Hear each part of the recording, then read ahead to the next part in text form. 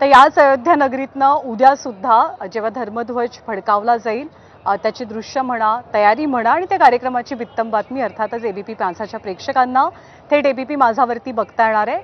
आणि यानंतर एक दुःखद बातमी आहे। बॉलिवूडचे ही मॅन अशी बिरुदावली ज्यांनी अनंत काळ मिरवली ते बॉलिवूडचे ही मॅन धर्मेंद्र आज काळाच्या पडद्याआड गेले आणि बॉलिवूडसह त्यांचे लाखो चाहते हे सुद्धा शोकाकुल झालेले आहेत। धर्मेंद्र यांची प्रकृती गेल्या काही दिवसांपासून अत्यवस्थ होती, ते आजारी होते। धर्मेंद्र यांनी त्यांच्या चाहत्यांना आज अखेरचा गुड बाय केलेला आहे। चार्मिंग, तगडा हिरो असे असलेले धर्मेंद्र यांनी वयाच्या 89व्या वर्षी मुंबईतल्या जुहूमधल्या आपल्या राहत्या घरी अखेरचा श्वास घेतला। त्यांच्या एक्झिटमुळे बॉलिवूडचा सुवर्ण काळ व्यापून टाकणाऱ्या एका वादळाची अखेर झाली। आज दुपारी विलेपार्लेतल्या स्मशानभूमीमध्ये धर्मेंद्र यांच्यावरती अंत्यसंस्कार पार पडले। तोडेंगे दम मगर तेरा साथ न छोडेंगे असं म्हणणाऱ्या वीरूला अखेरचा निरोप देण्यासाठी शहेनशाह अमिताभ बच्चन उपस्थित होते।